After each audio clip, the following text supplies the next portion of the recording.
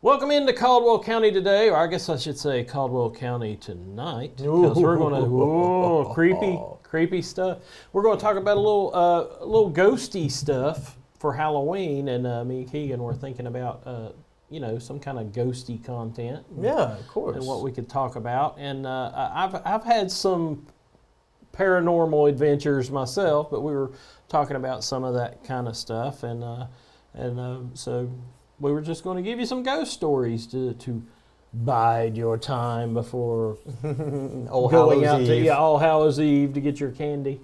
And but anyway, so anything come to mind, or even if you've got a great Halloween story about being a kid, trick or treating, that kind of stuff. I've got some '70s trick or treating stories.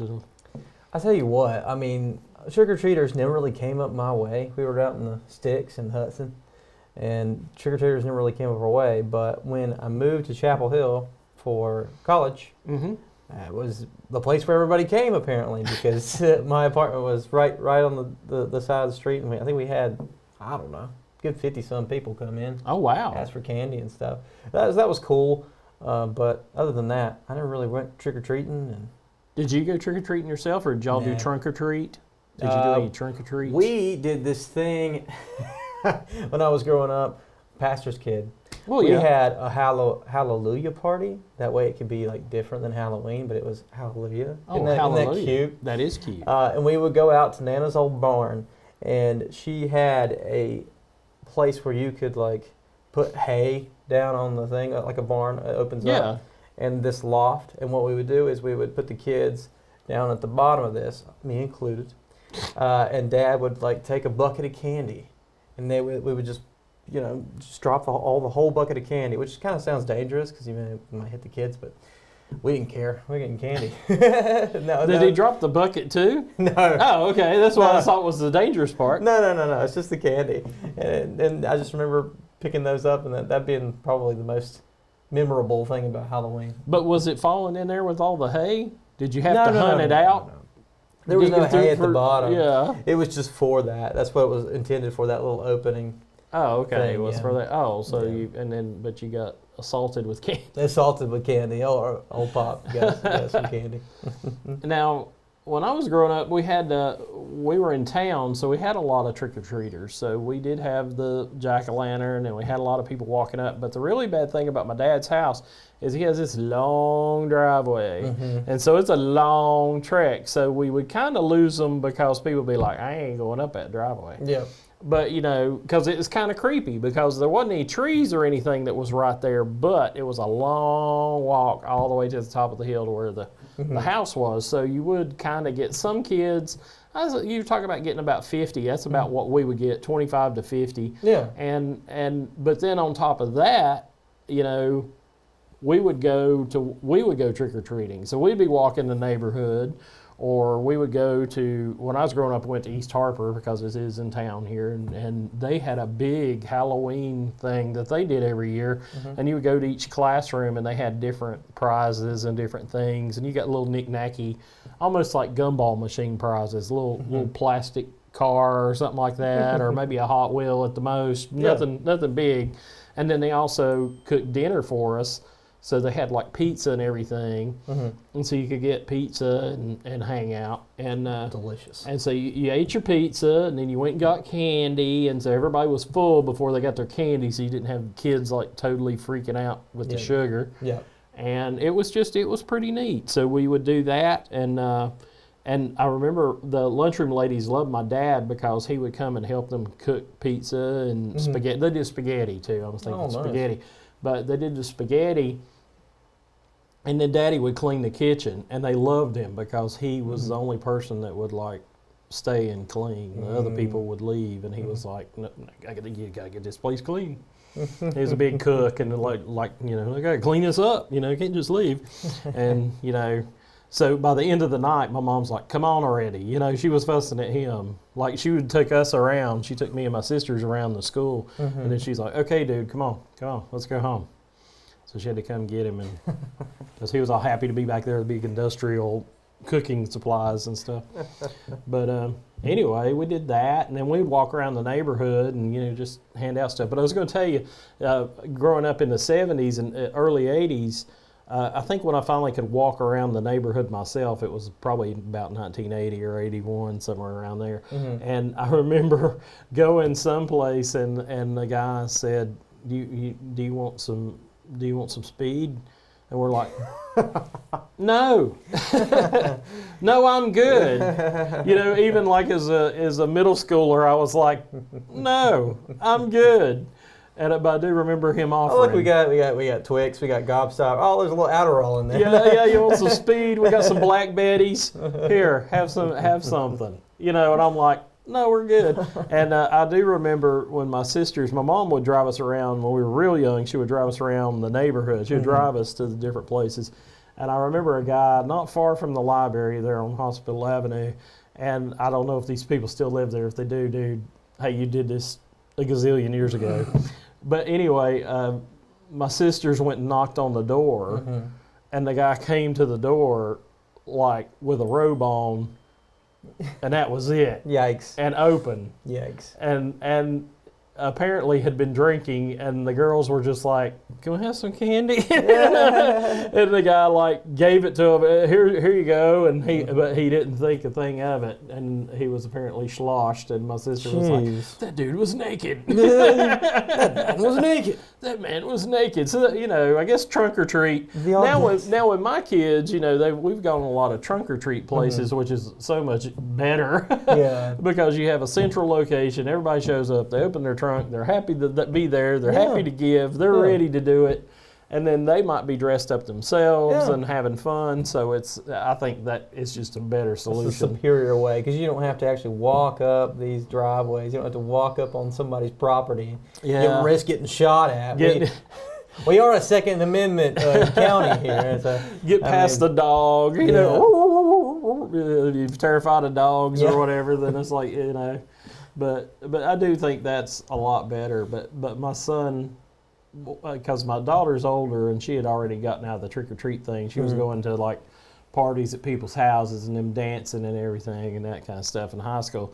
And then my son, him and one of his friends were like, drive us around. And we went to places and they were like, they didn't have anything. They didn't give us nothing. And they just kept fussing, And I was like, yeah, the trunk or treat was a little better, wasn't it? But no king-size candy bars to be had. No full-size candy bar. And that's another thing. In that time period, they had just started fun-size stuff. So it was like, so you got like a full Snickers.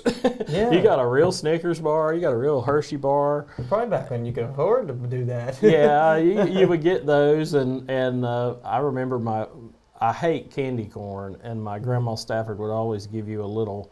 And we'd go to her house. She would hand out like little bags like you give out at a birthday party or something. Like baggies? She had a baggie that was full of stuff, and she had them all done up and at her door.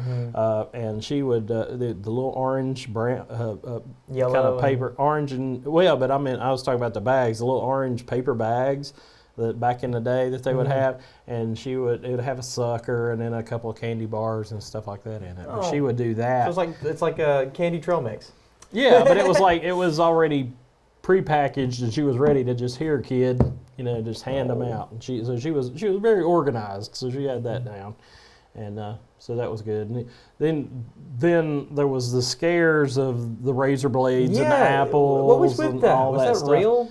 Supposedly it was, and they started doing sometime in the 80s. The hospital would X-ray your candy. Or would X-ray your candy bag to see if it had razors or metal or needles or something in it, and that was past my time when they started doing that. But it was like, duh, don't get anything that isn't prepackaged, because they used to hand out, when I was a kid, they used to hand out popcorn balls. You used to have to like popcorn balls and all kinds of stuff that people made, and then now it's like no, because they had that, and then when I was a kid, they had somebody tampered with Tylenol, and that's why you have the little seals on everything now. Yeah. Because some idiot went into, I think he put cyanide in Tylenol. So whoever took the pill just died. Geez. So crazy stuff like that. But there's always got to be somebody that's got to ruin it for everybody else. Well, I think people want to know. Okay, the paranormal stuff. What have you experienced? Well, I mean, what's your experience been with the ghosts? Well, because you're doing this time of year and this type of thing, and I worked at a TV station for 21 years, and so you did, and I especially like Halloween and monster movies and scary movies and that stuff. So I would always try to do some kind of entertainment segment where we would cover some of that, and they would have like local people that were ghost hunters. And then we had some people that had written books nationally and stuff, and had worked with the ghost hunters on Sci-Fi Channel or Discovery or whatever. And so they would come to town and have conventions and stuff every now and then. And I know locally there's a book about Broughton Hospital, and that some of a nurse that worked at Broughton Hospital had written about the ghosts there. Wow! And so there was stuff like that. So I knew some ghost hunters. I knew there was a guy that I knew named Eddie Price. You guys probably know him if you ever bought a comic book in Hickory. He used to run Time Tunnel, and Eddie he did some ghost hunting. And I know he did, his family was something to do with hospice up here on the hill from downtown hospice. What is the name of that one again? Amorum. But I was thinking of the name of that campus. Oh. But anyway, that particular house was somebody in his family's. And so they got permission to go in there or something, and there's supposedly a ghost in there. That's the lady that owned the house, and that's why he got to go, was because she was some kind of kin to them, and they did a thing and said that she was quite active. And I've heard that she throws the papers around and stuff in the office. She's apparently up in the offices. She's not down where the people are, but anyway.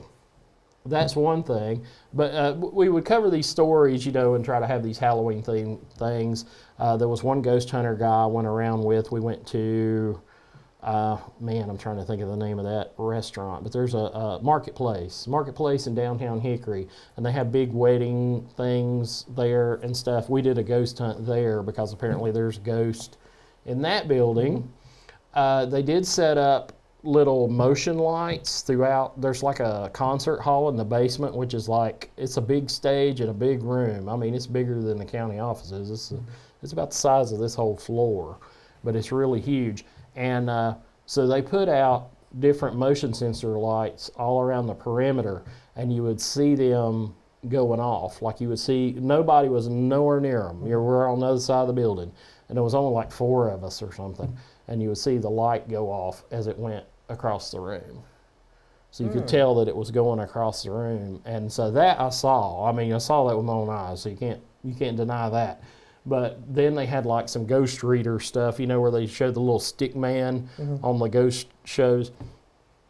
They had some of that equipment, and they kept saying, "Oh, he's dancing around Eric's head." They were telling me that because they were watching us from a different room or something, and I was just like, I was so sleepy. It was like 3 a.m. or something, and we're there. We're trying. You ghost hunting. It's 3 a.m. Yeah. So I was so tired, and I was like, oh my God, I was trying to stay awake. And they're like, this ghost is all around Eric's head. And it was like, no, it's Z's, because I'm falling asleep, man. There's Z's coming off my head.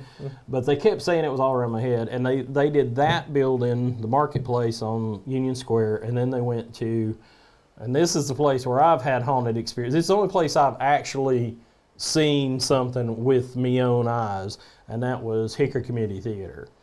And Hickory Community Theater, if you've never been down there, it's got a stage, thus the theater part, and it was a big meeting hall, but it was also the fire department, the city offices, the police department, and it had a jail in there. And so it had all those things in that one building. And it's a huge building, and there's different places in the building that you'll have different things happen to you. And I know you think I'm kidding, but I'm not. There is a place in the basement that's near the fire department, that where the fire department was, and there's just like a costume room in there, and it's just really, really creepy, and it will give you this really dreadful feeling. And you just feel like something's there watching you. and not happy that you're there. And you just kind of get that feeling. So, I mean, it creeps you out. It's like, you know, when they talk about the Amityville Horror and they talk about going in the basement and there was the red room and stuff like that, they talk about there was like a ghost in the room, and it gives you that kind of a feel. It's down in the basement. It's close to the earth. You're under the street of Hickory. You're down deep. And you just really feel creeped out. Now, the rest of the basement, you don't feel that way because that's where the dressing rooms for the theater are and other stuff. Never felt that way in the rest of the building. But over at that dressing room, over where those costume storage is, creepy. And then going up the building, that's in the basement, then there's the main stage. And the main stage, I had painted a set there. I was going to paint... They were doing Peter Pan or something, and they had a couple of set pieces that need to be painted, and they were like, "Will you volunteer and come paint these things?" I'm like, "Yeah," and they just gave me a key. And so I went in there by myself at night for like a week and went and painted them on the stage. So you're in there on the stage, just like you're doing a show, and wide open audience there, and you weren't behind the curtain or anything. They had the curtains open. And so I was there, and I just felt really creeped out, like somebody was watching me. And I got really creeped out there a couple of times. And then I found out later that there's actually a ghost of a woman that's there, supposedly. And her name is Kay, and they actually have their awards. The Kay Awards is named after her. But she was an actress that was very involved with Hickory Community Theater. Hickory Community Theater is over 60, 70 years old. They've been doing community theater that long. And this woman apparently in the 50s or 60s had killed herself, but she'd been very active there. And they even named the Kay Award after her because she was a ritzy lady. They had some bucks. Yeah. And so they named the Kays after her. And supposedly it's Kay that walks around the room and she'll in the theater.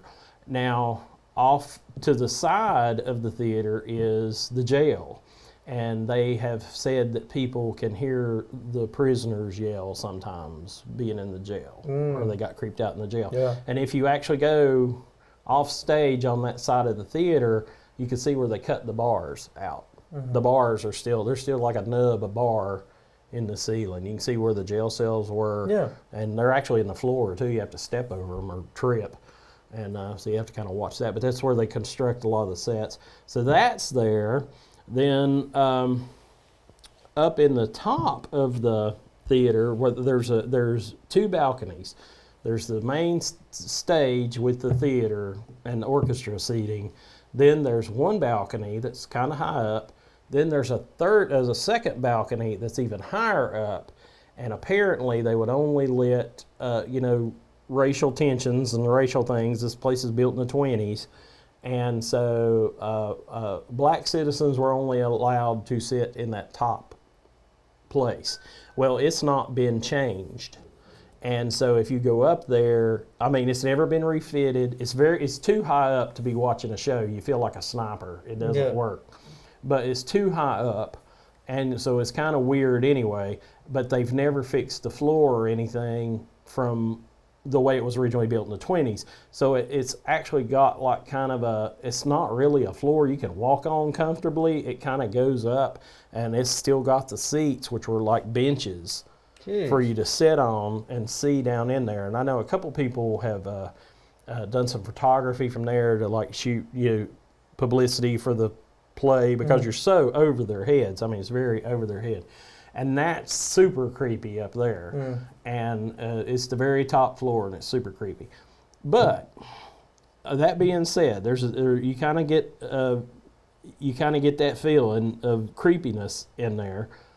And so these ghost hunters came to WHKY, and they were talking to me, and they were talking about doing this ghost thing. And I said, yeah. I said, you need to go to Hickory Community Theater because I've been creeped out. And I'm like, you need to go there. And so they went there, and she actually, they took pictures behind the stage and all this stuff, and they actually got some photographic images of stuff. And then Kay apparently kicked a Pepsi can. There was a Pepsi can sitting on one of the balconies, and they said, do something. And apparently she knocked it across the room while they were there filming. And I didn't go to that one. I should have gone to that one, but I was just like, that 3 o'clock in the morning stuff I wasn't doing. Yeah. But anyway, they stayed all night at the Hickory Community Theater. But there is, one time, me and my wife used to volunteer, and you can be an actor, you can build sets, you can do all this stuff. I'd already been creeped out painting the set. But I was there by myself. So they were showing a movie, they were showing The Wizard of Oz, and they had us there volunteering to run the bar. And they have a bar cart. They don't do this now. I think they actually have a place to go and get a drink. But they had a bar cart, and you would roll the bar cart out, and you'd sell wine and beer for like $3 beer, $3 a glass of wine. And so they needed volunteers to bartend, and it wasn't hard. They had 2 types of beer and 2 types of wine: red and white wine and beer A, beer B, and you just handed them out. It was very easy. And so we were doing that. We'd volunteered that way a few times, and so you get to see the show free. You get to volunteer and hang out. And so you're helping them out, and you get paid by watching the show for free. So we were there. And I was in there, and we're watching the movies on Wizard of Oz, and we're there, and I see a shadow walk in front of me, and it walks around the perimeter, and it's just a shadow. There's nobody casting the shadow. There's no light in the room. It's dark because they've got the movie playing. We're in the same room that the movie's going. And there, it was just a shadow, and it went past me, and I thought my eyes were playing tricks on me. I'm just seeing something, and I thought I'm just stupid because it was a perfect shadow. It was see-through. There was nothing there. It was just like somebody's shadow that you would see outside in the sunlight. And so I didn't think anything of it other than I thought, well, I'm wacky because I'm seeing this, or I'm goofy. And I thought, that's odd, And then my wife, without me saying a thing, said, "Did you just see that shadow walk across there?" So she saw it too, and so she knew. And so we both were like, "Dun dun dun!" We both freaked out, and we're like, "Oh, okay." And we tidied up the bar and put the bar back, because it was like a little cart, and got out of there. But we did see that, and but so supposedly there's the shadow man that walks around that we saw. Then there's Kay, who's up in the balcony, the creepy feeling down in the basement, the prisoners in the jail. So there's supposedly a lot of ghosts in there. But that's the only time I've actually physically seen something, other than the lights going off, the motion lights at the Main Street Cafe. But to see an actual shadow, that's the closest thing I've come to seeing a ghost. I've had friends tell me that they've seen people in Revolutionary War outfits and stuff. If they go to battlefields and stuff, that they've seen people. Yeah.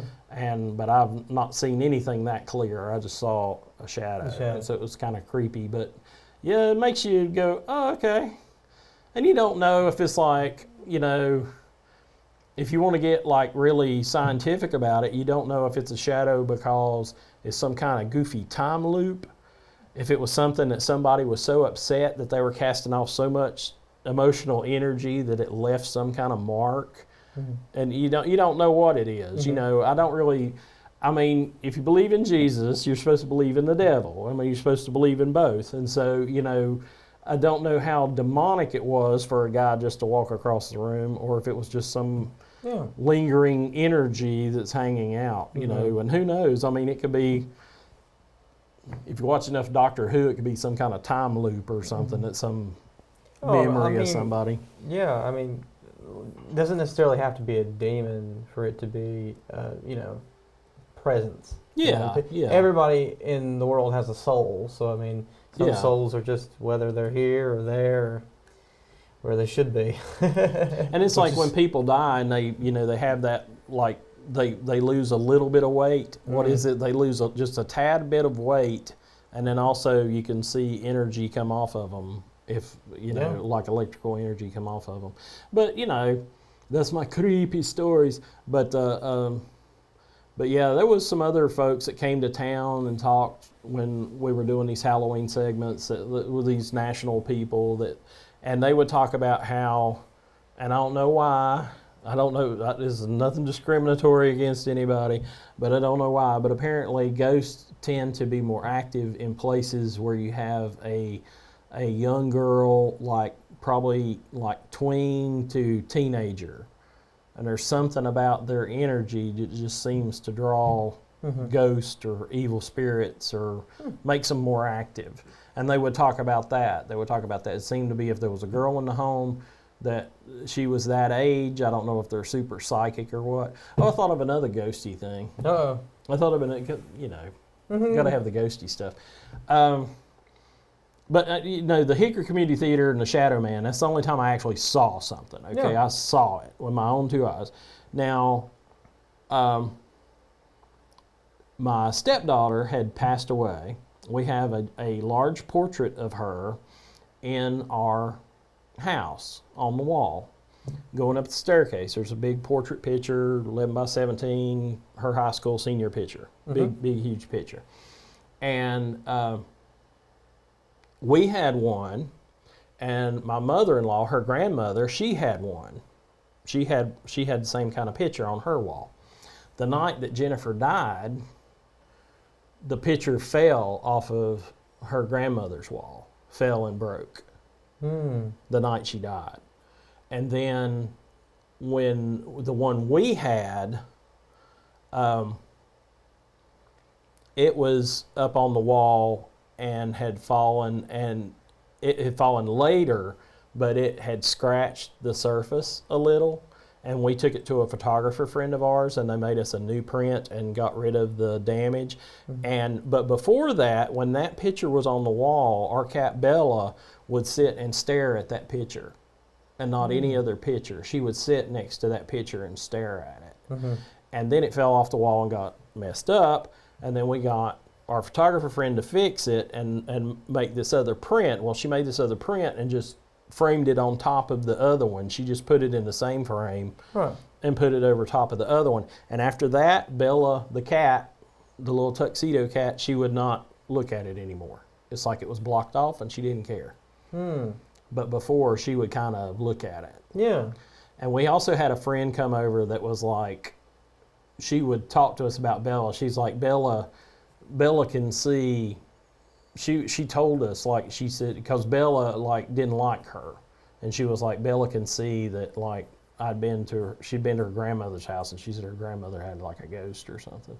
And anytime she came over, Bella would hiss at her. And she never did that with anybody else until she got old and sick. She's passed away now. But when she got old and sick, she hissed at everybody. But when Leah would come over to the house, she would just totally freak out. She hated Leah and just was real mean to her. And she's like, and I don't know what history Leah had, but she was like, yeah, she don't like me because of the ghost. And I was like, okay, sure. So I think animals seem to be a good tell. And like if they don't want to go into a room and they don't feel something in there, that kind of scares you even more than if you had actually seen something with your eyes, because you're like, okay, why is this dog like totally shutting down when I take him in this room? and Bella would stare at that portrait, and then after it got covered up, she didn't care. She wasn't seeing it, so she didn't do it anymore. It's really weird. And it was like we're talking within days. Like she'd been doing this like the whole time we had her, and then like within days of changing that picture, then nope, didn't care anymore. Well, do you think that there are any haunted places in Caldwell County that you've been to you felt uneasy at? Oh, this place. Yeah, I think this place. We can talk about this place a little bit. Everybody's kind of creeped out by this place a little bit. This building. Because everybody's left. We're here usually after people have left because we film meetings and stuff. Yeah. And I remember one day, me and Paige stayed after because Keith Smith, the illustrious Keith Smith, was coming in to do an interview. And we heard the most ungodly sound coming from upstairs, like somebody banging. And I looked in the parking lot, okay, let me see if maintenance is here doing work. Didn't see a single maintenance car. And I'm sure Paige can corroborate this story, but it was just the creepiest thing because it was loud. Like they were not trying to be easy or not, but we should have investigated that further. I almost have an explanation for that. Oh yeah? What's that? Almost? Almost. I'm not for sure because I wasn't here. You guys were here. But I know maintenance has been working in tax, and Mike, one of the maintenance guys, told me that they were parking on the front street. Oh, were they? They weren't parking on the back. So if they were in tax and having to move something, they might have been beating on a wall or something. Oh, well. Possibly. That was my only ghost. But but I had heard that they were working in tacks a lot, and I know they were going to have to tear some walls down or something. So. And since our floor is like hollow right here, we hear footsteps all the time. We hear footsteps quite a bit, and I actually had an office down the hall before the TV studio, and I was more creeped out in the office down the hall than being down here, even though you hear the steps like somebody's walking outside the door. The steps down here, it sounds like, the commissioners are sitting up on a dais, up on a raised platform, and it is mostly hollow. When we put some new equipment in a few years ago, we had to rip it up. We thought it was totally hollow, like an empty box. No, it's like there's a joist every 2 feet. So we were talking about running some cables under it, run some electronic cables under it, and we were like, oh, we'll just rip this up. So we tested out the floor. Heck no, it's solid. There's no, you'd have to drill through each board to get some kind of tubing to be able to run the cords through it. So we're like, forget that. We're going through the ceiling because we have a drop down ceiling. And so we did it the way we had it done already. But anyway, so we know, the people that were here at the time know that there was only, this 2 or 3 feet and then a board. So it's not as hollow as it sounds. But we'll be in our office, which is the control room. And you can be here at night. You could be here after hours and be by yourself, and you'll hear somebody walk across that stage, that podium. You'll hear them walk across it. And if you're here during the day, sometimes people do walk across it. So you can look out the window. We've got a little control room window, and you can look out the window and usually see them walk out. No, at night, they're not here. There's absolutely no reason for them to go back there because there ain't nothing back there. It's just an empty room. There ain't nothing there. It's just like Yoda said, whatever is in that tree, you took with you. It's like he told Luke when he goes in the dark tree in The Empire Strikes Back. So how we work in Star Wars. Yeah, you gotta work in Star Wars, man. So whatever's in there is whatever you take with you. So your lightsaber, you will not need it. Leave it here because And then, but no, he goes in there and sees Darth Vader with a lightsaber. But it sounds like somebody either walking or running across those boards, and you're like, boom, boom, boom, boom, boom, and you're like, okay, boom, boom, boom, boom, boom. But it still don't creep me out. Me and Casper hanging out. Yeah, but that still don't creep me out. Now, if you don't know where we are, this is another thing. It used to be the old Belk's building. When I was growing up, this was Belk's department store in downtown Lenore. Before that, it was a store called Effred's. Which I don't know how long ago we're talking, because it was Belk when I was a little kid, and we're talking early 70s. So I was born in 67, and then so I was coming up here probably by 71 or 72 on my own 2 feet. You know what I'm saying? People walking me through here to get shoes and clothes and stuff like that. Because my grandmother actually worked here. That's why I know the building, why I remember so much about that, because we came here a lot. Because we come by and see my grandma working in the office. And anyway, we'd see Mary Stafford. You know Mary Stafford. She was always working in the office. Even when they moved to Valley Hills, not Valley Hills Mall, but Lenore Mall. When they moved to Lenore Mall, she was working in the office. Her and Faye Smith working in the office. And so anyway, you would see them. You would see them working in the office. And so we come up here to see them. And we were here a lot. So I remember where the departments were. I remember fabrics is where the commissioners are. There was a fabric place where you got your patterns and your fabrics and all that stuff. And then over towards the back and over probably down to what we call the dungeon or the restrooms, down that side in the elevator, then that's where the business office was and where you'd see the manager and all that stuff. And that's where my grandma was when she was down there. So, but the weird thing is that the elevator smells exactly the same as when I was a little 5-year-old kid. And it's like the grease or something to do with the cables of the elevator. And it has that same kind of oily stink. And it really freaked me out when I come to work here, because it was just like, because smells will trigger memory. And it's just really, it's the exact same smell. It is freaky. And so you go on that elevator, you're like, oh, okay. And now that I go on the elevator, well, I don't go on the elevator because there's stairs right there.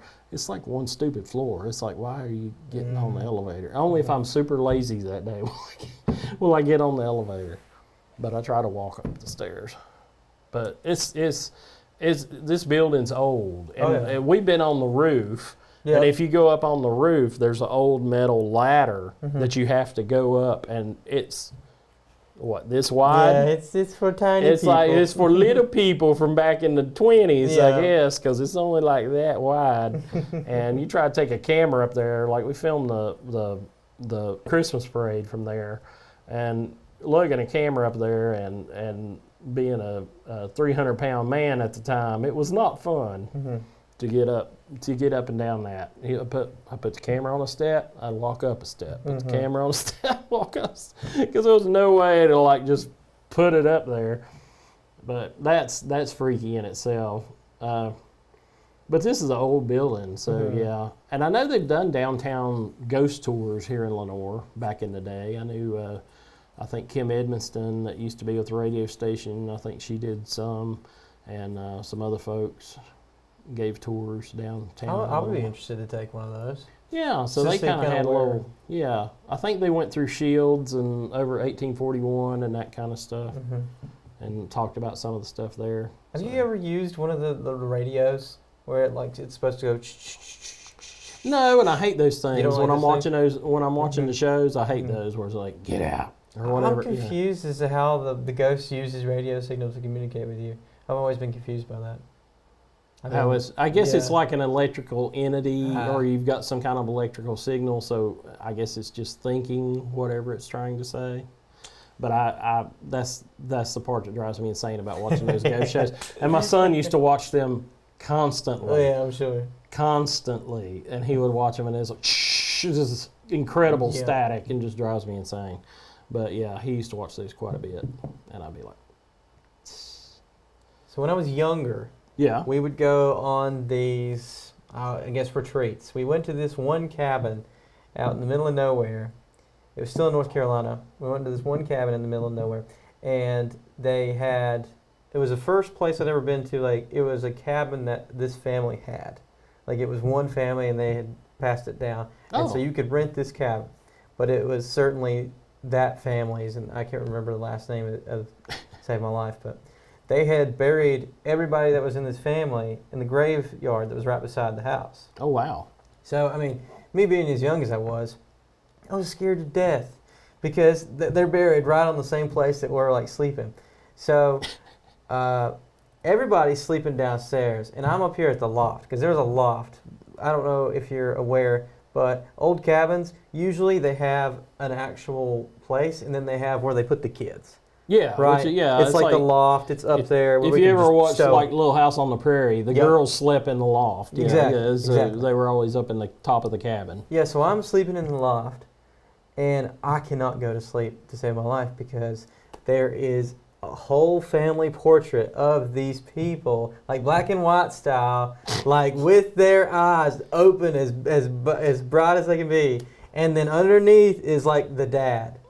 So, like, he wasn't, I guess, part of this family photo because somebody had to take it, I assume. And so he's, like, down here. And I swear every time I would walk down that stairs, his eyes would follow me. Every time. Oh, yeah. I mean, he had, like, the big old, old school mustache. Handlebar mustache. Yeah, but that place was creepy. I don't know why we were back there. Was it like a 20s photograph? Or yes, what? Is that kind of very time black period? and white. But that, they thought it was cool. It was vintage, and it was part of the history and lore of the house that was, particularly because they still kept everything in there. Like the family Bible was in one of the drawers, and it's you're living in somebody else's house, and it felt that way. You felt uneasy in that place, and that just. I mean, Dad said it was cheap, but I don't know how worth it was. Because it's haunted. That's why. Haunted. Well, that's haunted. about the closest I can say to a paranormal activity thing. But yeah, it's like there's several other local ghosts. There's the church that has the keyhole that's over. You know about that church? That's over behind Walmart, across the street from Walmart and back that way. They had the church, and apparently there was, on the piece of land, there was a house there, and the guy had said that there was, I'm probably getting this story so wrong, Mr. Hawkins, if he's watching, is probably getting ready to kill me. But anyway, I think I heard him tell the story that there was like a house there. The guy was leaving the house, and he was leaving the land to the church to build the church. And anyway, he had a keyhole put in his new house, in the house there, to let the witch fly out, because he said there was a witch that like had possessed the house, like a ghost. And if you go by that church, they still have the brick keyhole that he had to let the ghost out, to let the ghost of the witch out of the house. That was like apparently the top of the corner piece of the house. And it's in the sign of the church, which is kind of odd. So there's that. Then out at the Patterson School, what's that church that's out there? That's supposed to be haunted. Yes. Sorry. Yeah, I know. I so much research done on this program. Can you tell? So anyway, Chapel of Rest. Chapel of Rest. There It's you a go. chapel of rest, and they do have they'll have classical music and stuff out there this time of year, usually sometime, and people will be there. But apparently there was a preacher man a long time ago, and his wife had cheated on him or something, and then he had strung himself up by the neck until dead in the church. And then they found him when they all come to church the next day, and supposedly you could still see where his shoes scuffed the podium or something, or the pews, to get up and tie the noose or something. And, Oh, jeez. and so, yeah, but supposedly he walks back and forth between the church and the graveyard that's right there on the property. Yep. And apparently he haunts that. He haunts that part. And I've heard that. I've heard that about, like, I've heard a lot of haunted stories about Broughton, like I said. I heard about Broughton. And I'm trying to think of anything other than that. I have heard some haunted stories from family members about Fort Defiance. And when in the 70s they decided to restore Fort Defiance, the Lenore family was involved with that, and I was kin to some Lenores, and they were actually there, and they worked in furniture and stuff like everybody else here, and they went and helped restore the building and work on it, and supposedly they could hear the ghost of wounded soldiers and stuff from the Civil War. They apparently was like a staging area, or people would make it back to Fort Defiance. It wasn't that there was any battle here, it was that they had come back, and then some of the people that came back, of course, died after a long journey and being wounded, and supposedly some of them had died in, I don't know if it was Revolutionary War, because Captain Lenore, that's what he was supposed to be. William Lenore was supposed to be the Revolutionary War, and supposedly, I think it was people coming back from the Civil War. But anyway, there was some wounded there, and they apparently died, and they would say that they could hear them moan and groan and stuff. Apparently, there was they heard a ghost playing a piano. There was a piano there. And I had two cousins that were girls, and one of them come in one door, and one of them come in the other door, and they both saw the ghost playing the piano, and then he disappeared. Whoa. And so they would attest to that. One of them lives in Alaska, so go find her. So, but Go find her. Go find her, you know. But anyway, they had said that they both walked in from two different sides of the room, two different doors, that the guy was sitting there playing the piano and then just disappeared. And they were like, yeah, totally freaked out by that. So, And what can you we, do? being this close, in the Caldwell-Burt County area, we have the Brown Mountain Lights that people The say Brown Mountain Lights. that they are able to see. And my dad, old Kevin Matheson, said that he saw them, and he thinks, being very logical that he is, He's very scientific. he thinks that it's some sort of reflection from the traffic. But I'm like, well, the people have seen it before. There was cars, and so I don't know exactly. But some people say it's like the souls of Native Americans and the land, and that's what, like, it's risen to the top or something. I don't know exactly what the best description of that, but science has yet to actually prove what that is. But people have seen those, and it happens almost every year, I would say. Somebody says, I saw the Brown Mountain Lights that night. Yeah, and I know for a while people were trying to say it was gas. It was like something to do with natural gas coming up out of the mountain and stuff. And it's like, I don't know. I never went and tried to see it. But if you go up, what was it 81? What's the name of that road? Yes. That you go up, if you go up 81, then you can if there's even like a place to look at the mountain and see. This is where you see the Brown Mountain lights. Yeah. And we've driven by there, but I haven't tried to see them. I've got a friend that's like really interested in them, and he keeps asking me about them. He lives in Florida. And he's like, man, I should have gone and see the Brown Mountain Lights when I was there. And I was like, really? That's the thing. I don't know if you're going to be able to just go and make an appointment to see them. It's not like it happens overnight. But I was looking here, and it looks like the Green Park Inn, the one that's right there below the with the horse of a different color. Yes, exactly. It was built in the 1880s, and witnesses say that the ghost of a woman who died there in recent years has been seen walking the third floor hallways. So very close to us. Maybe you might know somebody that's stayed there or tried to stay there. I had some friends that stayed there, and they said they stayed there in the winter. This is years and years ago, so it was a long time ago. I don't know about the current owners, and that building is incredibly old. Yeah. From the 1800s, I would say. And but I had a friend that stayed up there sometime in the winter, and she was like, you could see daylight between the boards, and you could feel the wind. She was talking about what an uncomfortable stay it was because she was feeling the wind blowing. How cold it is in Boone and blowing rock. And she was like, in the middle of winter, and she was like, I think they'd gone up there to ski or something, and she was like, sweet day in the morning, it was freezing, and you could feel the wind blowing through the boards, hitting you. And I was like, it was. Built before central air and built before, duct work. And, it's old. It's very old. So, but, there's lots of little ghost stories around here, and you hear stuff, and it's like, so that was our little creepy thing. Just trying to think of some haunted stories, Halloween stories. And there's some other places scattered around North Carolina. People think that all the battlegrounds. They talk about the battlegrounds all the time. Battlegrounds for sure. The Wilmington battleship. Oh, yeah. Kathy got freaked out. She toured the North Carolina, the USS North Carolina. Yep. And she had toured it. This is before I even met her.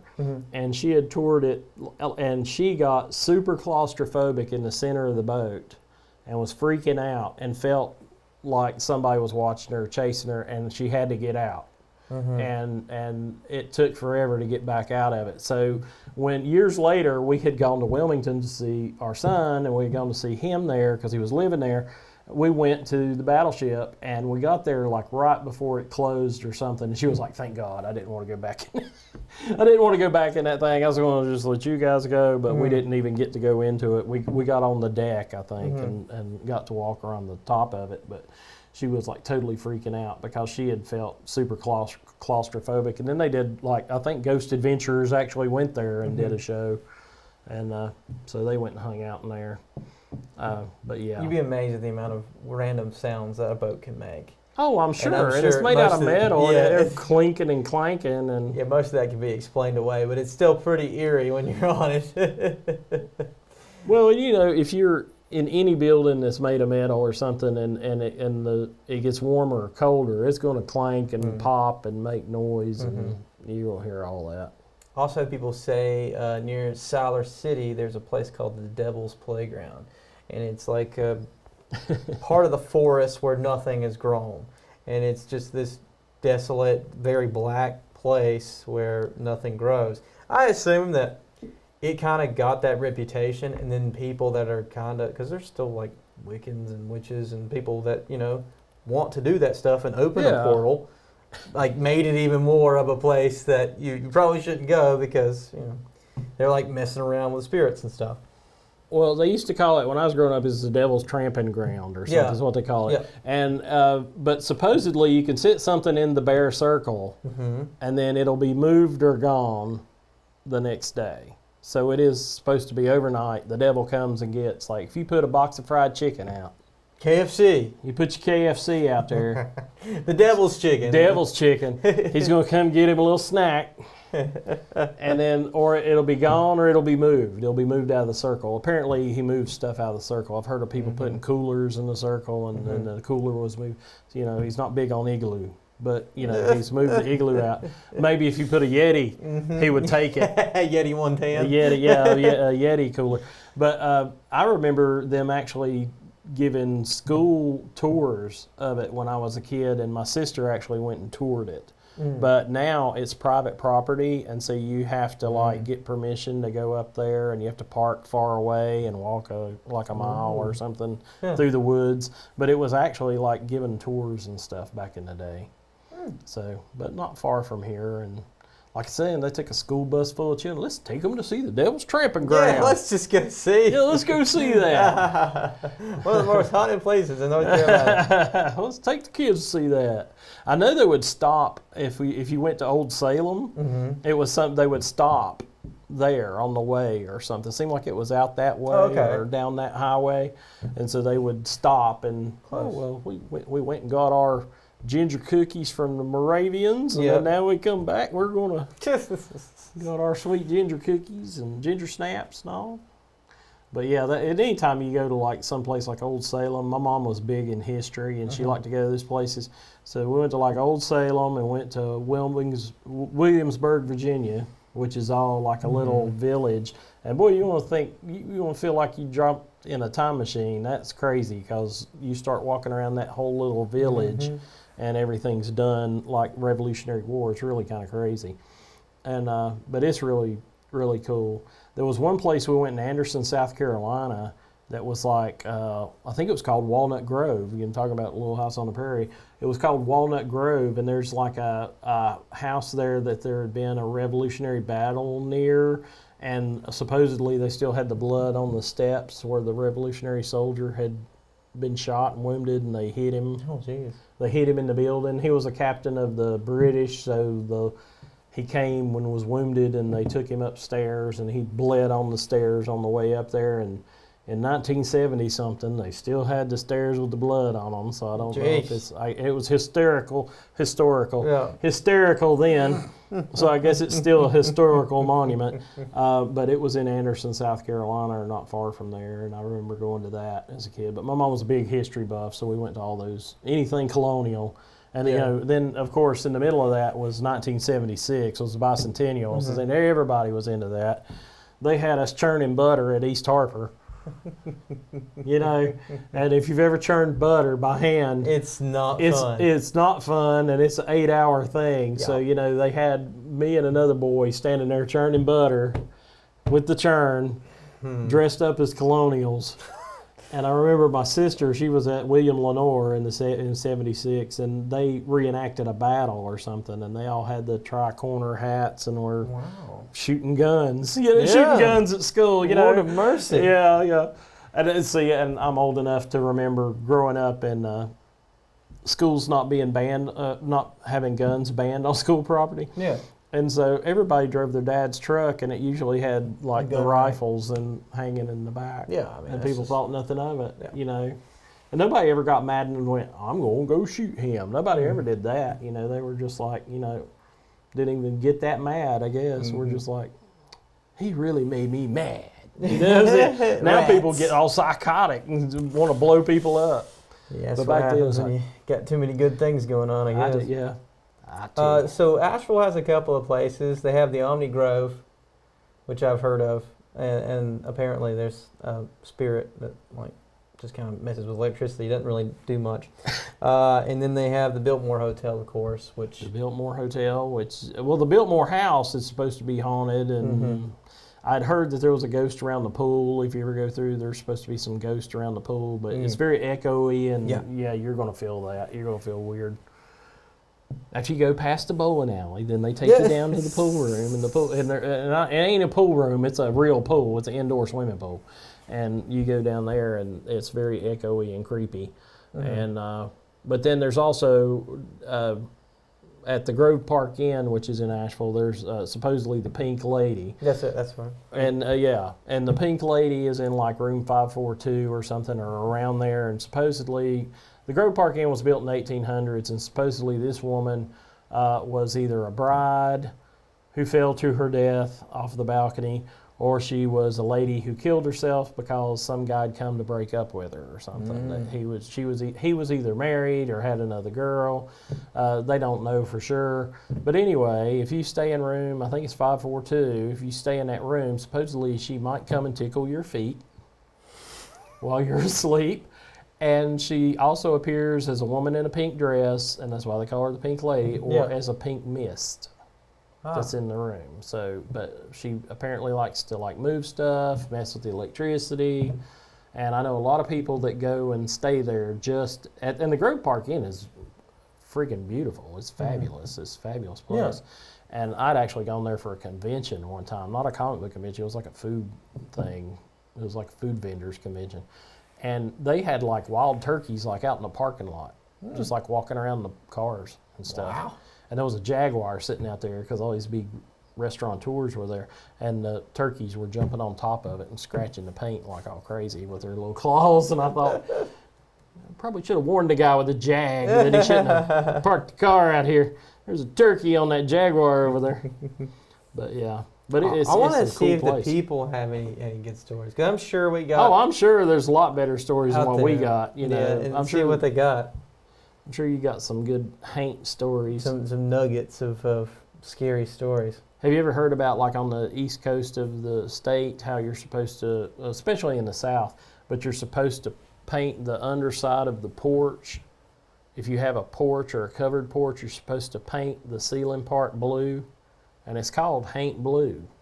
But it's to keep the spirits from haunting your house. Wow. And that's somewhere towards the coast of North Carolina and South Carolina. Dang. So, I didn't realize it was it's that called serious. It's called haint blue.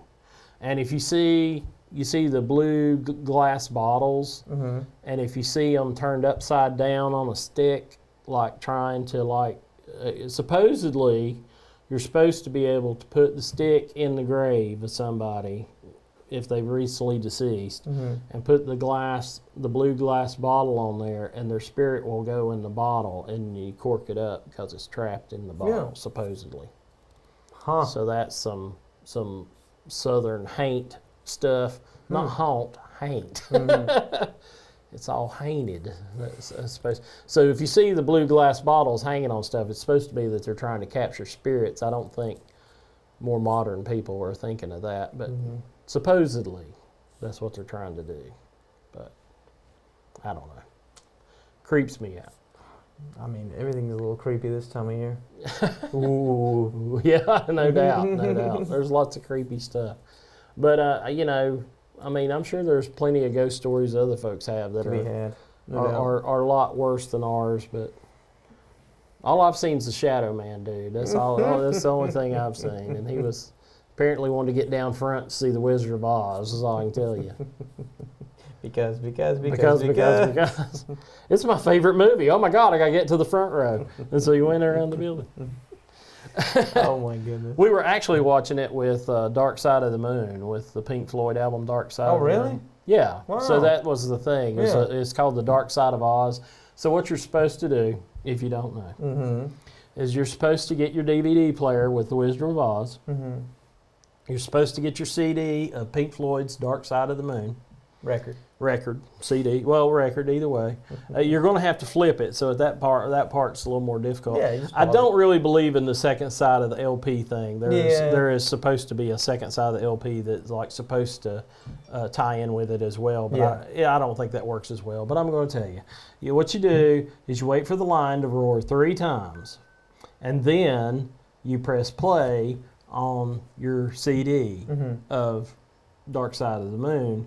And then you turn the volume down, and it starts to It's the beginning of the album, and then and when you hear the big chord, when you hear that, it'll say the producer's name or whatever, and it's times out. So the first half of the album really times out with the movie. So if you've ever done it, I think people have already done it and mixed it on YouTube if you want to search The Dark Side of Oz or any of that. But anyway, the movie perfectly times out. When Dorothy gets to the what's the name of the Munchkins? When she gets to Munchkin Land and the Good Witch comes and Money's playing when she lands. Money, anyway, they show the Good Witch and she's fretting her wand, and it's in time with a doom, doom, doom, doom, doom, doom. It's really weird. It's really weird to watch, but it's yeah. And then by the end of the album, or the end of the whole album, you gotta. That's what it is. You gotta start the whole album over. But by the end of the whole album is when she meets the Scarecrow, and the Scarecrow is like flopping around and everything, and it's like. And it's by that time it's playing The Lunatic is on the Grass. And so he keeps falling down, and it's like, the lunatic is on the grass. The grass. On the grass. David Gilmour. Yeah. Oh, wow. And so, it's a cool thing, and I've done it I think when Wizard of Oz, this is really dating me, but, in the early 90s, when it finally came to Blu-ray, DVD, not even Blu-ray, DVD, you buy the DVD, you buy the CD, and then you play it. Yeah. But supposedly you can start the album over whenever that ends, and then it'll continue. And I didn't think that second time around really was as good. But they swear, Pink Floyd swears up and down they didn't time it out with the album, but yeah, they did. They had to. They had to. There's too many coincidences if you watch it. They had to. So it's pretty cool. And there's like times when Dorothy's singing over the rainbow and stuff, there's like sound effects of a plane flying over, and she goes left to right with the sound of the plane from speaker to speaker. She goes, like that. There's stuff like that. It's really crazy. It's a cool thing. Do it. You'll enjoy it. Make it happen. It might be something you want to do this Halloween. Do that. But that's all I got. That's all I got. The Pink Lady, the Shadow Man. Yeah, spooky stuff. The cat looking at the portrait. I mean, and those are all my stories are true stories. The Pink Lady I haven't seen, but other than that, that's real life stuff. So watch out for ghosts and goblins. Ghouls and goblins. That's it. Hello, boys and ghouls. Well, I mean, what do you think though? What do you think ghosts are? I don't know, because I'm such a time travel guy. I like all time travel stories and stuff like Doctor Who, and so I'm like, it could be like, and it could be like just like some kind of recording of time that something's trapped in time, just a moment or an emotion or a feeling that's trapped, and because I mean, the Bible says the dead know nothing, so the dead know nothing, and I believe that, so. I'm with that. They know nothing, and so there you go. So I think So you don't believe that this is purgatory? No, and I don't believe in purgatory. I mean, I'm sorry, Catholic people, but I don't. And so I believe I'm a Baptist. I'm sorry. So you believe that you die and then you're in Jesus' presence. There's no waiting on that. Now it might seem like you're there instantly to you. But it could have been hundreds of years. He's the miracle man. He's the one that's doing it. So, there you go. So, Father, Son, and Holy Spirit doing that. So, that's the way I see it. So I do think that when you die, you're in His presence. I don't think that it's, I don't think it takes you forever or you got to wait in the lobby. Jesus says at 2 o'clock. You got to wait for that. Next time on Caldwell County Today, yeah. we unlock Revelation, the book. I've taped that a few times at WHKY. But anyway, I think that's my personal belief. Everybody has their own personal beliefs on that stuff. I don't have a problem with crematoriums or crematorium because, Jesus is going to bring you back. That's what He wants to do. I mean, if the worms have ate you, what's the difference between the worms eating you and the fire eating you? Same thing. It's true. You're gone. You're gone. So that's the way I see it. But, I like supernatural topics. Yeah, supernatural stuff. But, and you also think, talking about purgatory and all that stuff's like, hey, Bob, I know you're new here. Tonight, you got Ouija duty. You got to go mess with the Ouija board. The Ouija's always kind of like never made any sense to me because So is it supposed to be like the ghosts are guiding your hand? Yeah, you're supposed to put your hand barely on it. The other person puts their hand barely on it, and then the spirit's supposed to make you move. Okay. And you can tell if somebody's dragging it. If you're a little kid. And the funny thing to me always was, and my mom hated. We got one finally. She didn't even want one in the house. She was so religious. She didn't want one in the house. But if you look on the back of the box, it says Parker Brothers, Salem, Massachusetts. Old Salem. Wow. Yeah. Yep. Not Old Salem, Salem, Massachusetts, where the witches are from. Where the witches are from. Yep. So, but anyway, Alan Moore, famous comic book writer, he did a story in Swamp Thing where they were doing the Ouija board and it spelled out like the word camera or something, and they were like saying camera because it was spelling it out, but it was actually the demon's name, and it released them from hell. Oh, jeez. So they were it was telling them it was spelling out the word, and they were writing it down and saying it, and then it actually brought the demon, the ghost, out. It was whatever the incantation was to bring it out. So. But I have, some people have those rugs that have the Ouija board on it. They make like rugs for your floor that have the Ouija board. And somebody said, my Roomba just summoned Satan. What an interesting thing to put on your floor. Well, you're already, kind of into occult stuff by then if you're doing that as your major decor. Yeah. So, Ouija board on the floor. Man. But anyway. We digress. I've never played with a Ouija board. You've never done the Ouija board? I did it at a party, a Halloween party a gazillion years ago, and we were watching The Evil Dead 2 or whatever. But we did the Ouija board, and I was going to college in Charlotte. Mm-hmm. This is a weird story. I'll start another weird story. But I was going to college in Charlotte. I was studying graphic design, or as they called it, advertising design back then. And all my classes had the preference of ADV. So I was taking ADV 101, ADV 102, ADV 110. I was taking all these classes ADV when you register for classes. And so I'm there at this party in Hudson with all these people that I don't know, never knew, never met them. And I'm there with this girl and trying to go out with this girl. We're at this party watching Evil Dead 2. The good one. That's the best one, I think. And anyway, we're there doing the Ouija board, and the Ouija board, they asked them something about me because they didn't know me. Mm-hmm. And so they asked them something about me, and it spelled out ADV. It did. It did. It spelled out ADV. And I was like, they're like, oh, that's kind of stupid. Why did it spell out ADV? And I'm like, because they advertise. Well, every stinking class I take is ADV. And they didn't know that. They didn't know what I was studying. The only thing more terrifying than ghosts. Acronyms. Darn you, alphabet. 26 levels of hate. Oh, man. That's great. Anyway, yeah, but that was my creepy, that's my only creepy Ouija story. But so.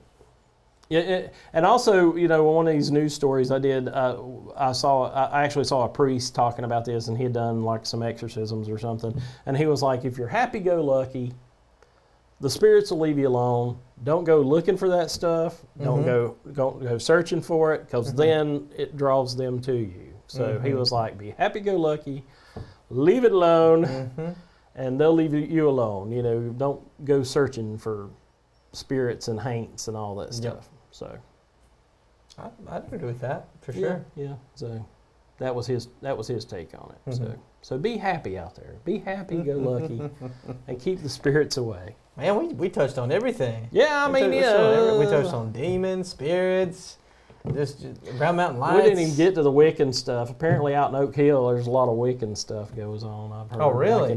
Back in the day, I heard like in the 90s.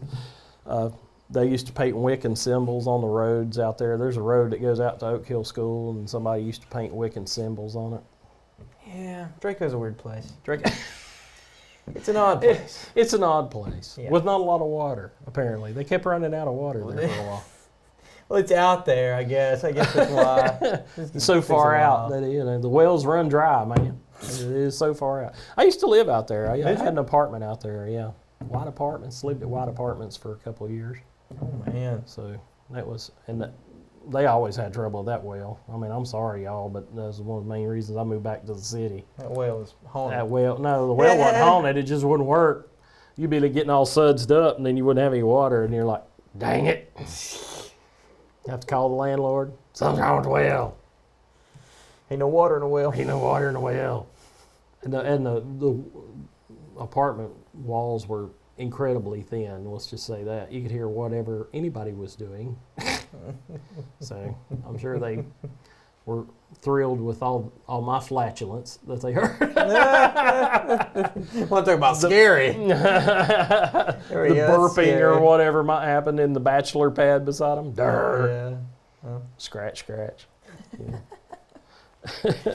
But anyway, I digress. This whole thing has been a digress. So, but go out there, keep your lucky-go-happy self and happy-go-lucky, and go and get you some Halloween candy and have a good time. Yeah. Enjoy the season, the spooky season. And don't forget, November 1st is All Saints Day. So that's when all the saints are supposed to come out. Spirits come out on October 31st. But November 1st is All Saints Day, so that's for all the saints. Mm-hmm. And all the candy's on sale. There you go. So that's the best time. There you go. The candy's on sale. It's half price, man. Go get your box of Count Chocula, because it's getting ready to disappear. Yep. And get you some candy. Just hope the total doesn't ring up 666. No, buy something else. Add something to it. Add something to it. There's candy sitting right at the register. Just add something else to it. There you go. No 666. So. Well, we'll stay not haunted, folks. Stay not haunted. Well, we'll come back at you. We'll come back later at you. on. Good night.